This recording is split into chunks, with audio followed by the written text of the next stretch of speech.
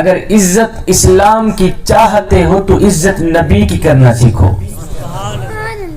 عزت اسلام کی تھی تو نبی کی وجہ سے، عزت اسلام کی ہو رہی ہے تو نبی کی وجہ سے، اور انشاءاللہ کل قیامت تک عزت اسلام کی ہوگی تو نبی کی وجہ سے. ہم صحابہ سے محبت کرتے ہیں، ہم صحابہ سے پیار کرتے ہیں صرف اس لیے کہ یہ نبی کے صحابہ ہیں. ہم صحابہ کے نام پر اپنا تن من دھن قربان کرنے کو تیار ہیں صرف اس لیے کہ یہ میرے کریم نبی کے صحابہ ہیں. ذکر مصطفیٰ کی محفل میں آنے والوں، صحابہ کرام کی اگر اپنی ذاتی عزت ہوتی تو کلمہ پڑھنے سے پہلے بھی ہوتی. صحابہ کو عزت تب ملی جب وہ میرے کریم نبی کے قدموں پہ آئے. سیدنا ابوبکر صدیق کو یہ شان تب ملی، یہ مقام تب ملا جب وہ میرے کریم نبی کی خدمت میں آیا. سیدنا عمر فاروق رضی اللہ تعالی عنہ کو یہ مقام تب ملا جب وہ میرے کریم نبی کے قدموں پہ آئے. یہ کون ہے عمر؟ آہا، یہ وہی شخصیت ہے نا جس کے باپ نے 5 اونٹ دیے، کہا بیٹا اس کو لائن میں کھڑا کرو. کس کی بات کر رہا ہوں؟ سیدنا عمر فاروق رضی اللہ عنہ کی بات کر رہا ہوں. ابو جی نے 5 اونٹ دیے، کہا بیٹا ان کو لائن میں کھڑا کرو. سیدنا عمر فاروق رضی اللہ تعالی عنہ آگے والا اونٹ لائن پہ کھڑا کرتے تو پیچھے والا اونٹ ٹیڑھا ہو جاتا، پیچھے والا اونٹ لائن پہ کھڑا کرتے تو آگے والا اونٹ ٹیڑھا ہو جاتا. آپ کے ابو جی آپ کو ڈانٹا کرتے تھے، مارا کرتے تھے کہ تو ایک مالدار عرب کا بیٹا ہے، 5 اونٹ لائن پہ کھڑا نہیں کر سکتا. آئے میں قربان جاؤں، پہلے تو عمر 5 اونٹ لائن پہ کھڑا نہیں کر سکتا تھا. جب میرے کریم نبی کے قدموں پہ آیا، جب میرے کریم نبی کی خدمت پہ آیا تو شرق سے لے کر غرب تک انسانوں کو بھی ایک لائن پہ کھڑا کر دیا، حیوانوں کو بھی ایک لائن پہ کھڑا کر دیا. مجھے بتاؤ تو صحیح، یہ صدقہ میرے عربی لجپال کا نہیں تھا تو اور کن کا تھا؟ اللہ اکبر. ایک یہودی تھا، زمیندارہ کیا کرتا تھا، کھیتی باڑی کیا کرتا تھا، یہودی تھا. قبلہ وہ جہاں بھی کنواں کھدواتا پانی کروا نکلتا، زمین کے اندر کہیں بھی وہ کنواں کھدواتا پانی کے لیے تو پانی کروا نکلتا تھا. کافی عرصے سے یہ یہودی پریشان تھا کہ کوئی ایسا بندہ مل جائے کہ میرا یہ مسئلہ حل کر دے. میں جہاں بھی کنواں کھدواتا ہوں پانی کروا نکلتا ہے. ایک دن کوئی شخص اسے مل گیا، کہا میاں کیوں پریشان ہے؟ اس نے کہا یار پریشان نہ ہو تو اور کیا، جہاں بھی کنواں کھدواتا ہوں پانی کروا نکلتا ہے، اسی وجہ سے کافی پریشان ہوں. اس نے کہا میاں پریشان نہ ہو، آپ میں تمہیں ایک ایسا در نہ بتاؤں، آپ میں تمہیں ایک ایسی چوکھٹ نہ بتاؤں، وہاں محمد نام کا ایک شخص رہتا ہے. اللہ اکبر. میں نے سنا ہے اس کے منہ سے جو بھی ایک بار دعا نکل جاتی ہے وہ فوراً ہی پوری ہو جاتی ہے. میں نے سنا ہے اس کے منہ سے ابھی نکلتا بعد میں ہے، اللہ پوری پہلے کر دیتا ہے. میں نے سنا ہے اس کے منہ سے نکلتا بعد میں ہے، خدا پوری پہلے کر دیتا ہے. میاں اگر تو نے اپنا یہ مسئلہ حل کرانا ہے تو کسی اور کی چوکھٹ میں نہ جا، اگر تو نے یہ مسئلہ حل کرانا ہے تو کسی اور کے دروازے پہ نہ جا. ہاں اگر تو نے یہ مسئلہ حل کروانا ہے تو چلا جا مدینہ شریف کی دہلیز میں، وہاں محمد نام کا ایک شخص بیٹھا ہے، اگر اس کے دروازے پہ تو چلا جائے تو ممکن ہے تیرا یہ مسئلہ حل ہو جائے گا کہ تو جہاں بھی کنواں کھدواتا ہے پانی کروا نکلتا. یہ یہودی گھر سے نکلا، کہاں جا رہا ہے؟ مدینہ شریف میں جا رہا ہے. کس کو ملنے؟ مسلمانوں کے نبی کو ملنے جا رہا ہے. کیا کہنے کہ میں جہاں بھی کنواں کھدواتا ہوں پانی کروا نکلتا ہے. گھر سے باہر نکلا، مدینے کی دہلیز پر جیسے اس نے قدم رکھا، کیا دیکھتے ہیں میرے کریم نبی صحابہ کے ساتھ بیٹھے ہوئے ہیں. اس نے جاتے ہوئے کہا اے محمد صلی اللہ علیہ وسلم. وہ یہودی تھا نا، بولنے کی تمیز نہیں رکھا کرتا تھا. اللہ اے محمد صلی اللہ علیہ وسلم، میں نے سنا ہے تو مسلمانوں کا نبی ہے، اور یہ بھی سنا ہے کہ تو جو کہتا ہے نا بس وہی ہو جاتا ہے. ابھی تیری زبان سے نکلتا بعد میں ہے، خدا پوری پہلے کر دیتا ہے. کہا میرا مسئلہ ہے وہ مسئلہ یہ ہے کہ میں زمیندارہ کرتا ہوں، کھیتی باڑی کرتا ہوں، میں جہاں بھی کنواں کھدواتا ہوں نا پانی کڑوا نکلتا ہے، پانی کڑوا کافی عرصے سے میں پریشان ہوں کہ میں جہاں بھی کنواں کھدواتا ہوں پانی کڑوا نکلتا ہے۔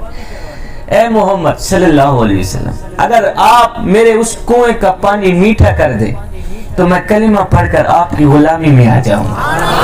اللہ اکبر، اگر آپ میرے اس کنویں کا پانی میٹھا کر دیں، کسی نے تیرا دروازہ مجھے بتایا ہے، میں آ گیا ہوں مسئلہ لے کے، اگر آپ میرا یہ مسئلہ حل کر دیں تو میں کلمہ پڑھ کر آپ کی غلامی میں آ جاؤں گا، میں قربان جاؤں۔ میرے کریم نبی نے جب سنا کہ یہ یہودی کہہ رہا ہے کہ اگر تو میرے کنویں کا پانی میٹھا کر دے تو میں کلمہ پڑھ کر آپ کی غلامی میں آ جاؤں گا، میں قربان جاؤں۔ میرے کریم نبی نے یہ سنتے ہوئے صحابہ کو کہا، صحابہ آؤ چلتے ہیں اس یہودی کا کنواں میٹھا کرتے ہیں، چلتے ہیں اس یہودی کا کنواں میٹھا کرتے ہیں۔ میں حیرانی میں پڑ گیا، کتنا کریم ہے میرا نبی قبلہ، کتنا رحیم ہے میرا نبی کہ کنواں بھی اسی کا میٹھا کرنا ہے، کلمہ پڑھا کر جنت بھی اسی کو دینی ہے۔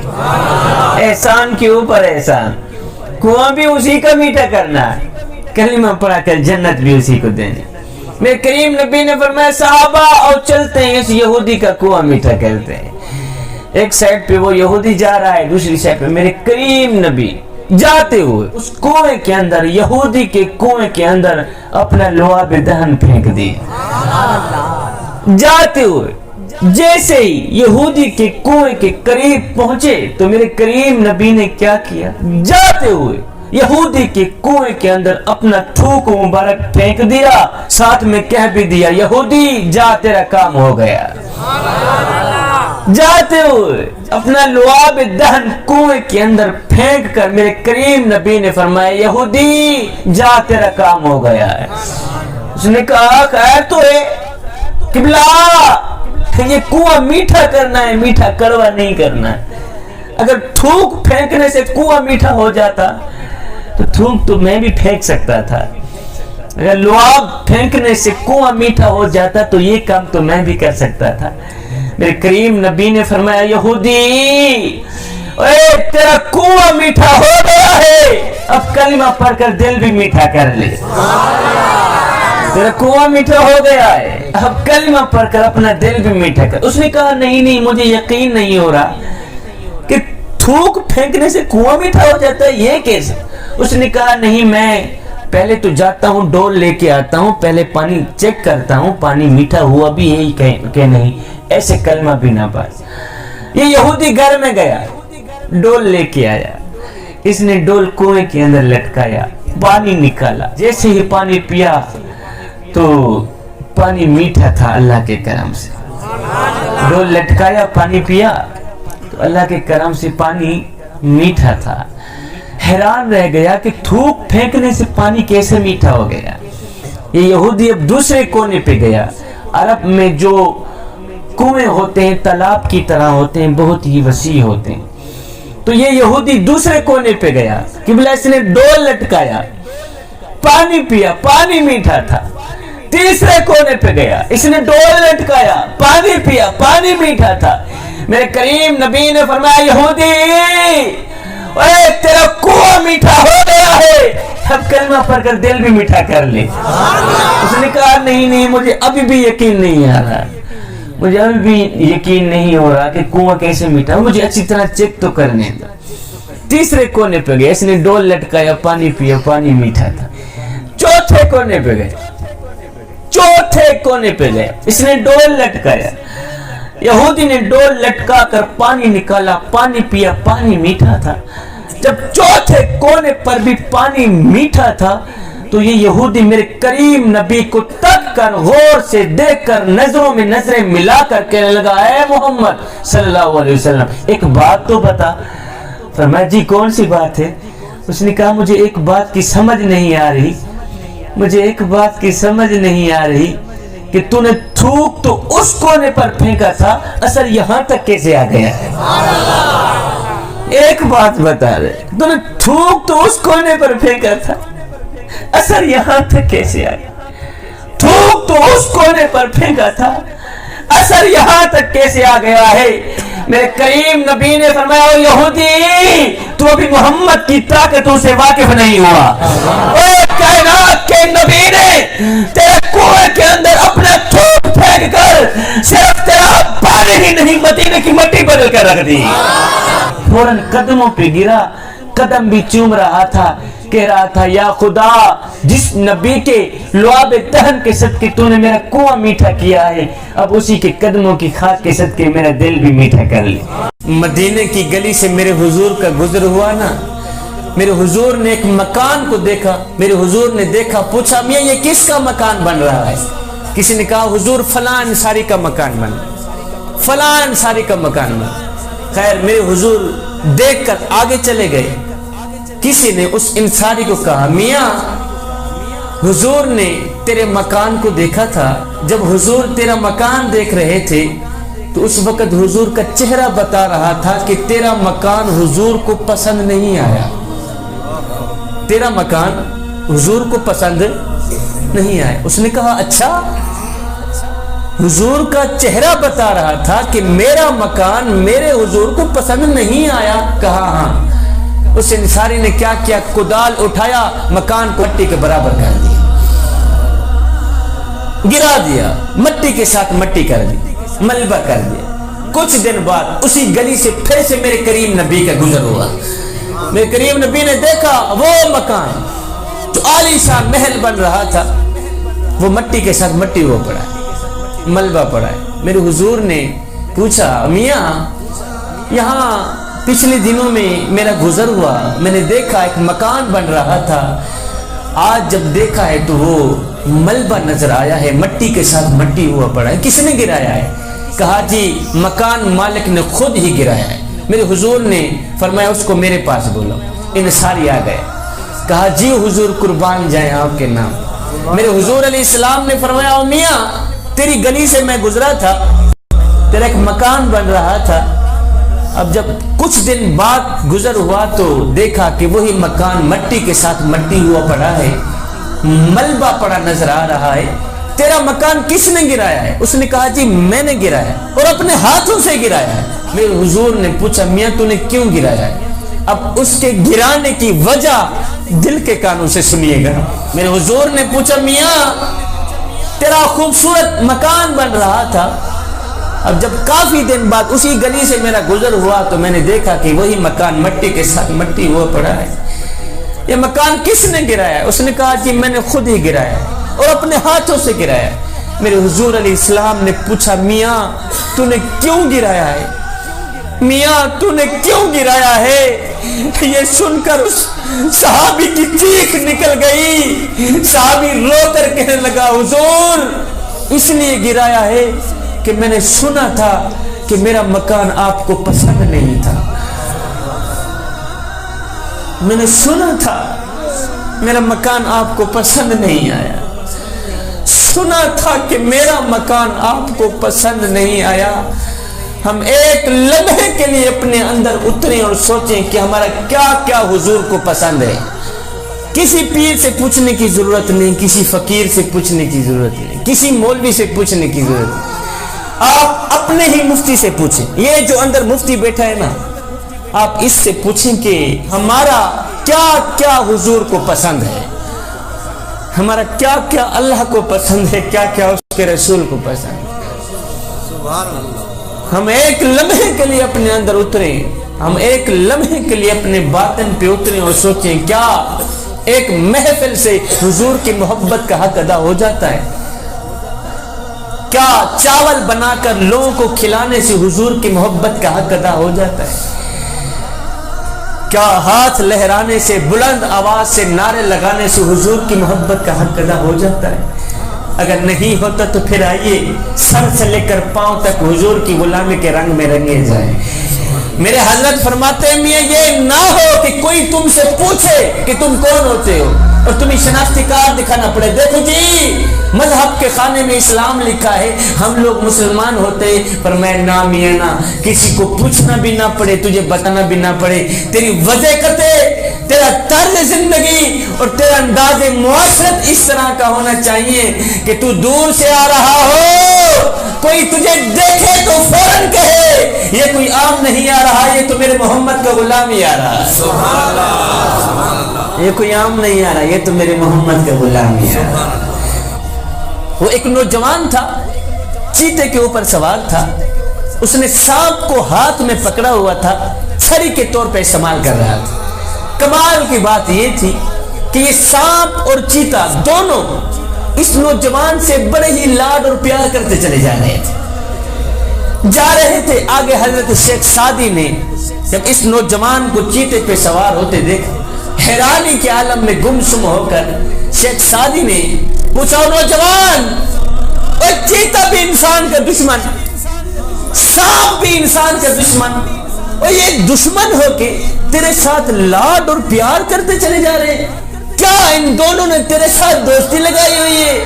یہ سن کر اس نوجوان نے کہا، حضرت جب سے میں نے اللہ کے ساتھ دوستی لگائی ہے نا، انہوں نے میرے ساتھ دوستی لگا دی،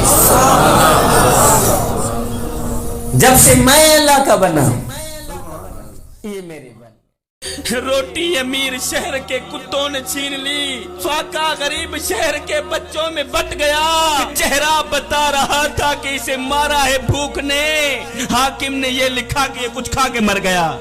ایک غریب فقیر تھا، اس نے پھٹے پرانے کپڑے پہنے ہوئے تھے، نہایت ہی غریب ہی غریب، اس کا ایک ہی لباس تھا، وہ بھی پھٹ گیا۔ اب جگہ جگہ سے ننگا جسم نظر آ رہا تھا، صبح کو کھاتا تھا شام کے لیے نہیں ہوتی تھی، شام کو کھاتے تھے صبح کے لیے نہیں ہوتی، اس کا ایک ہی لباس تھا، وہ بھی پھٹ گئے۔ اب جگہ جگہ سے جسم چلک رہا تھا۔ وہ ایک بادشاہ کے دروازے پر گیا، جہاں بادشاہ کے کتے بندھے ہوئے تھے وہاں جا کے بیٹھ گیا۔ کہتا ہے، بادشاہ مجھے ایک بات تو بتا۔ کہا، مثال کے طور پر اگر میں تیرے دروازے پر ابھی مر بھی جاؤں، بتا تو صحیح تو میرے ساتھ کیا سلوک کرے گا؟ بادشاہ نے کہا، اگر تو میرے دروازے پر ابھی مر گیا تو میں یہی کچھ کروں گا، تجھے کفن دے کر دفن کر دوں گا۔ میں یہی کچھ کروں گا میاں، تجھے کفن دے کر دفن کر دوں گا، تجھے کفن دے کر دفن کر دوں گا۔ یہ سن کر اس غریب فقیر کی چیخ نکل گئی۔ غریب فقیر رو کر کہنے لگا، بادشاہ میرے مرنے کے بعد جو میری مردہ لاش ڈھانپنے کے لیے مجھے کفن دو گے نا، وہ آج ہی دے دو تاکہ میں اپنی زندہ لاش تو ڈھانپ سکوں۔ اللہ اکبر، اللہ اکبر۔ بادشاہ میرے مرنے کے بعد تمہارا دیے کفن کس کام کا؟ مجھے دینا ہے تو آج دو، آج مجھے کپڑوں کی اشد ضرورت ہے، خدا کے لیے آج میرے ننگا جسم ڈھانپ لو، مرنے کے بعد چاہے کفن نہ بھی دینا۔ زندہ لوگوں کی قدر کرے صاحب، ان لاوارث بچوں کی مدد کریں جن کا دنیا میں تمہارے سوا مدد کرنے والا اور کوئی نہیں۔ شادی کے موقع پر ہم نے جہیز اپنی ہی بیٹی کو دینا ہوتا کہ بلا ہم کیا کرتے ہیں، اس جہیز کو 4 پہیوں پہ بچھا دیتے ہیں۔ جب جہیز 4 پہیوں پہ بچھ جاتا ہے تو پھر ہم محلے میں آواز لگاتے ہیں، بچیوں آؤ ہماری بچی کا جہیز دیکھو۔ آپ کے ہاں پتہ نہیں یہاں رواج ہے یا نہیں، جس گاؤں میں میں رہتا ہوں قبلہ وہاں کا ایک رواج ہے کہ جب ہماری بچی کی شادی ہوتی ہے تو ہم شادی کے موقع پر بچی کا جہیز 4 پہیوں پہ بچھا دیتے ہیں، محلے میں آواز لگاتے ہیں دوسری بچیوں کو، بچیوں آؤ ہماری بچی کا جہیز دیکھ لو، بچیوں آؤ ہماری بچی کا جہیز دیکھ لو۔ میں نے کہا، نادانو تم نے جہیز دیا تو اپنی بیٹی کو، لیکن یہ کسی کو بھی خیال نہ آیا کہ جو بچیاں تیری بچی کا جہیز دیکھنے آئی ہیں ان بچیوں میں سے لاوارث بچی بھی موجود ہے۔ جو بچیاں تیری بچی کا جہیز دیکھنے آئی ہیں ان بچیوں میں سے یتیم بچی بھی موجود ہے۔ میاں ان بچیوں میں سے اس غریب بوڑھے باپ کی بچی بھی موجود ہے، جو غریب بوڑھا باپ اپنی بوڑھی کمر پہ بوریاں لاد لاد کے دن رات محنت مزدوری کر رہا ہے، صبح شام محنت مزدوری کر رہا ہے، نہ دن دیکھتا ہے نہ رات دیکھتا ہے۔ اگر کوئی پوچھ لے، بابا جی اور تجھے نیند نہیں آتی، تو آگے بابا رو کر کہتا ہے، بیٹے چپ کر، میں نے اپنی بیٹی کے ہاتھ پیلے کرنے۔ لیکن وہ بدبخت باپ کیا کرے؟ کیا آج میرے معاشرے نے اس کی غریب بیٹی کو قبول ہی نہ کیا اس لیے کہ اس کے پاس تو جہیز ہی نہیں تھا؟ اس جہیز جیسی گندی لت نے میرے خوبصورت معاشرے کو گندا کر دیا۔ زمانہ جاہلیت میں کل تک جس عورت کی قیمت اشرفیوں سے لگتی تھی آج اس کی قیمت جہیز سے لگتی ہے۔ آئے زمانہ بدل گیا مگر انسان نہیں بدلا۔ پھر میں ایک بار نہیں 2 بار نہیں شبیر قمر بخاری کروڑوں بار قربان نہ جائے اپنے کریم نبی کے اس فرمان پہ کہ میرے کریم نبی نے فرمایا صحابہ کسی غریب کے سامنے اپنی دولت کی نمائش نہ کرنا، اس سے غریب کا دل دکھے گا۔ فرمایا او میرے صحابہ خدا کے لیے کسی یتیم بچے کے سامنے اپنے بچے سے پیار نہ کرنا، اس سے یتیم بچے کا دل دکھے گا، اس کو مرا ہوا باپ یاد آئے گا۔ میں یتیموں کے سروں پر شفقت بھرا ہاتھ رکھتا ہوں اس لیے کہ جب میں مر جاؤں کوئی میری اولاد کے سر پر بھی شفقت بھرا ہاتھ رکھے۔ میں غریبوں کی مدد کرتا ہوں اس لیے کہ غریب ہونے میں وقت نہیں لگتا۔ ذکر مصطفیٰ کی محفل میں آنے والوں تمہیں سونے کی تختی پہ لکھنے والا ایک جملہ دے کے جا رہا ہوں، کہنا یہ چاہتا ہوں صاحب عبادت اس مقام تک نہیں پہنچاتی جہاں غریب کی خدمت پہنچاتی۔ ہم غریب کے گھر روٹی دیتے ہیں لیکن تب جب وہ مر جاتا ہے۔ ہمارے ہاں یہاں ایک رواج ہے نہیں، ہمارے محلے میں جب کوئی فوت کی ہو جاتی ہے تو ہم سارے محلے والے مل کر اس مرنے والے گھر پوری فیملی کے لیے کھانا پہنچاتے ہیں۔ میں نے کہا نہ دانو مرنے والا روٹی روٹی کرتا مر گیا، اوے مرنے والا 3 دن کا بھوکا تھا آخر مر گیا، روٹی کھلاتے تو اسی زندہ کو کھلاتے، کھا کر تمہیں دعا تو کرتا، اس کے مرنے کے بعد تمہاری دی روٹی کس کام کی؟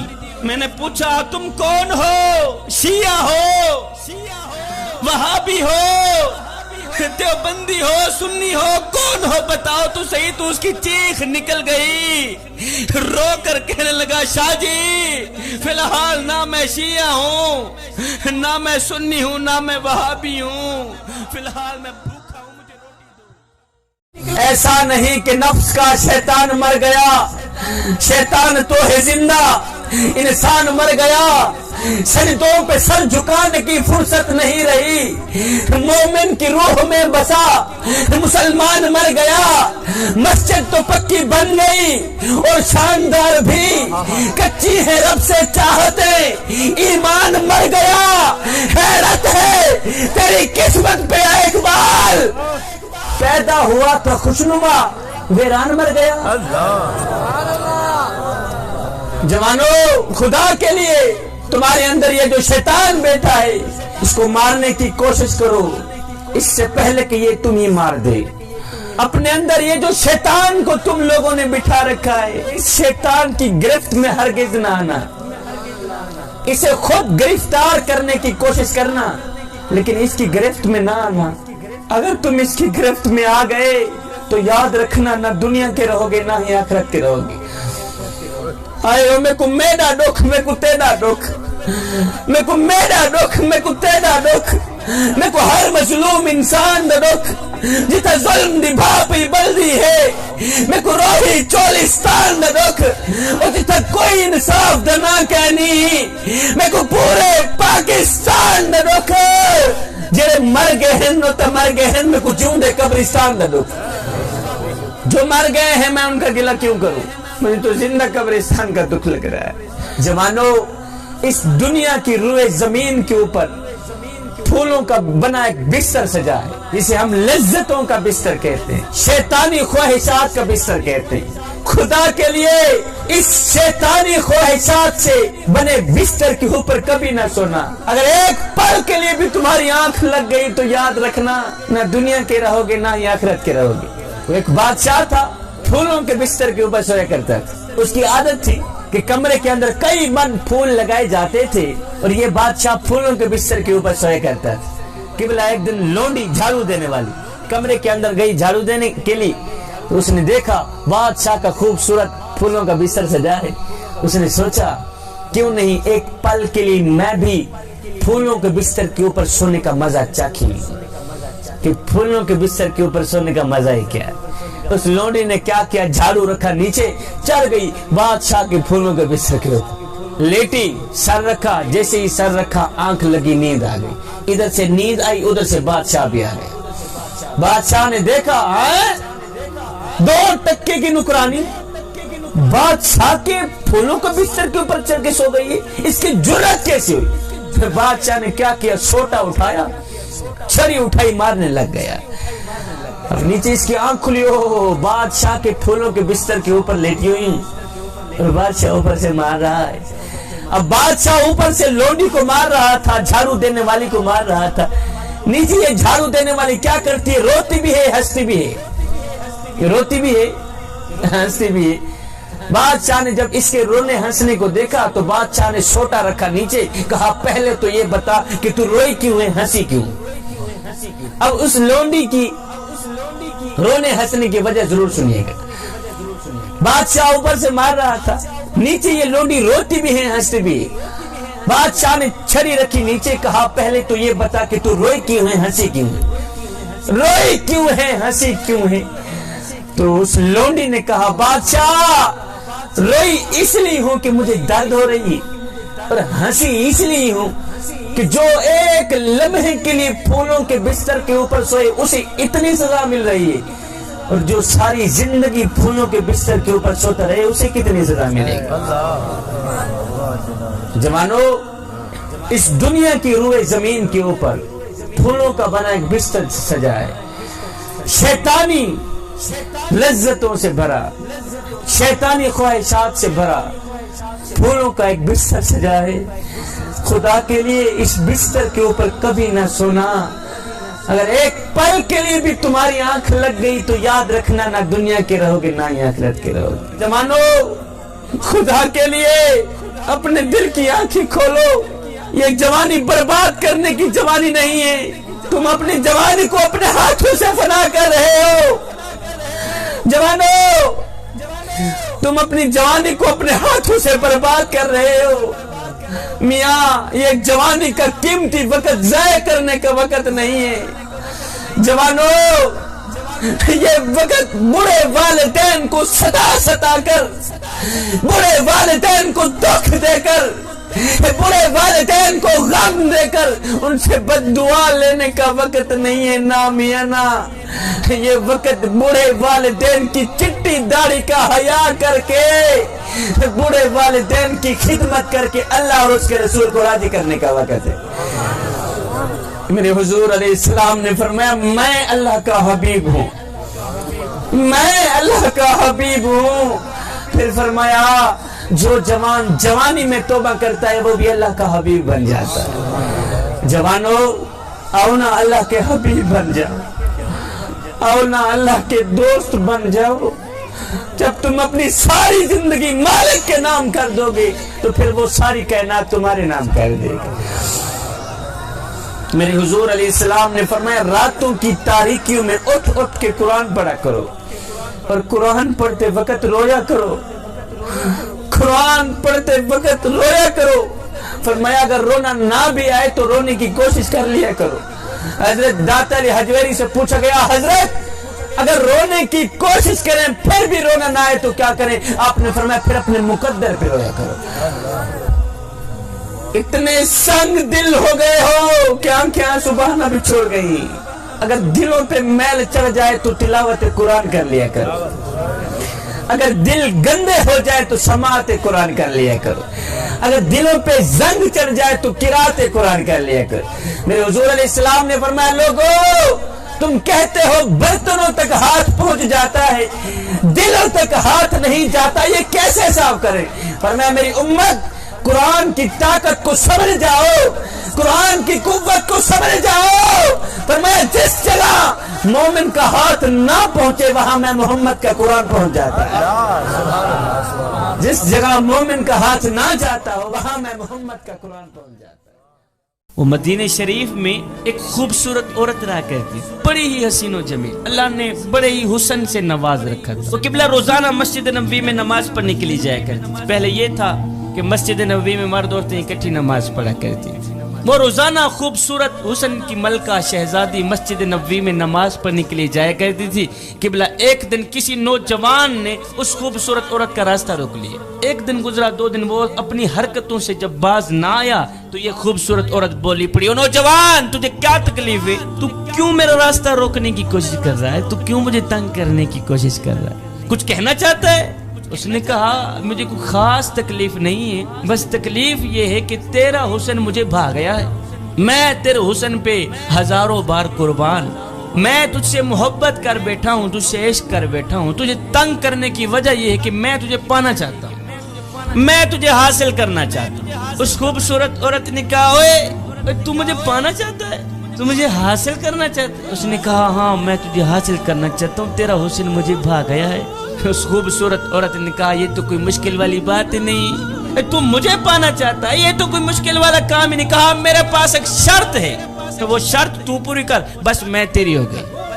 حسن کی ملکہ نے کہا میرے پاس ایک شرط ہے نوجوان، وہ شرط تو پوری کر، میں تیری ہو گئی. اس نے کہا جلدی بتا کون سی شرط؟ تیرے جیسی حسین و جمیل عورت کو پانے کے لیے اگر آسمان سے تارے بھی توڑ کے لانے پڑے تو میں لانے کے لیے تیار ہوں، جلدی بتا کون سی شرط ہے. اس خوبصورت عورت نے کہا میرے پاس کوئی خاص شرط نہیں، بس شرط یہ ہے اے نوجوان اگر تو مجھے پانا چاہتا ہے تو سن، مجھے حاصل کرنے کے لیے 40 دن حضرت سیدنا عمر فاروق کے پیچھے نماز پڑھنی پڑے گی.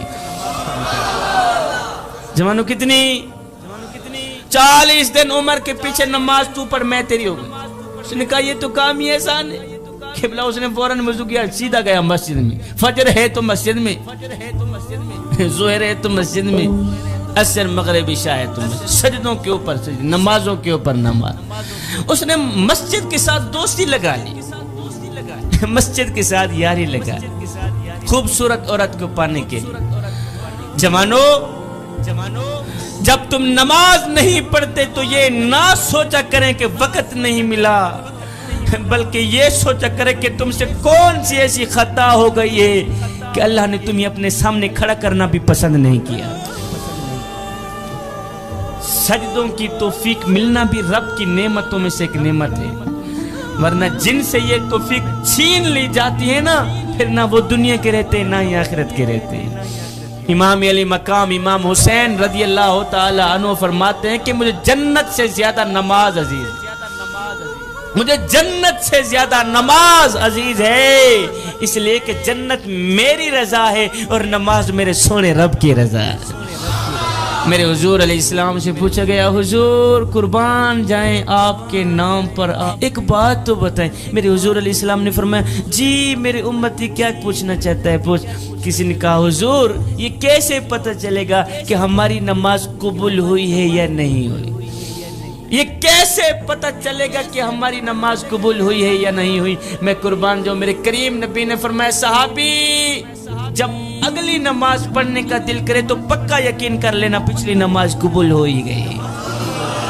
قبلہ اس نے مسجد کے ساتھ دوستی لگا لی، مسجد کے ساتھ یاری لگا لی. آئے وقت گزرتا گیا، دن گزرتے گئے. ادھر سے یہ نوجوان حضرت سیدنا عمر فاروق کے پیچھے نمازیں پڑھتا رہا، ادھر سے دل کا زنگ اترتا رہا. ادھر سے یہ نوجوان عمر کے پیچھے اللہ کو سجدے کرتا رہا، ادھر سے دل کی دنیا بدلتی رہی. جب 40 دن مکمل ہوئے، جوانوں توجہ، جب اس نوجوان کے 40 دن مکمل ہوئے تو یہ نوجوان اسی راستے سے 40ویں دن واپس جا ہی رہا تھا کہ راستے میں وہی عورت کھڑی تھی، خوبصورت عورت. اس خوبصورت عورت نے کہا نوجوان تیری مہربانی ہے، تو میری شرط پہ پورا اترا ہے. میں نے شرط رکھی تھی کہ اگر تو مجھے پانا چاہتا ہے تو مجھے حاصل کرنے کے لیے 40 دن عمر کے پیچھے نماز پڑھنی پڑے گی. اے نوجوان مجھے پانے کے لیے تو نے 40 دن قیام کیے، مجھے پانے کے لیے تو نے 40 دن رکوع کیے، سجدے کیے، مجھے پانے کے لیے 40 دن تو اللہ اللہ کرتا رہا، لہذا تو نے میری شرط کا احترام کیا ہے. اب میں خود کو تیرے حوالے کرنا چاہتی ہوں، جو کرنا ہے کر لے. میں نے شرط رکھی تھی نا کہ اگر تو مجھے پانا چاہتا ہے تو پھر 40 دن عمر کے پیچھے نماز پڑھ. اے نوجوان تو نے 40 دن عمر کے پیچھے میرے لیے نماز پڑھی ہے، لہذا میں خود کو تیرے حوالے کرنا چاہتی ہوں، جو کرنا ہے کر لے۔ اس نوجوان نے اپنا سر اٹھایا، اس خوبصورت عورت کو دیکھا، دیکھ کر کہنے لگا اے حسن کی ملکہ، اپنے گھر کی طرف راہ لے، اب مجھے تیری کوئی ضرورت نہیں رہی، اب مجھے تیری کوئی ضرورت نہیں رہی، اس لیے کہ عمر نے میرے دل کا تعلق میرے رب سے جوڑ دیا۔ عمر نے اس دل کا جو تعلق ہے نا، اب مجھے تیرے جیسی حسین و جمیل کی ضرورت ہی نہیں، اب مجھے حسینوں کا حسین مل گیا ہے، اب مجھے حسن کا بادشاہ مل گیا ہے۔ جوانو، تم کون سے حسن کی پیچھے بھاگے بھاگے مارے پھر رہے ہو؟ اس حسن کو تلاش کیوں نہیں کرتے جو حسینوں کا بھی حسین ہے، جو حسینوں کا بادشاہ ہے؟ نوجوانوں، خدا کے لیے رب کو پانے کی کوشش کرو، رب کو پانے کی کوشش کرو، اس لیے کہ جب رب تمہارا ہو گیا تو پھر سب تمہارا ہو گیا۔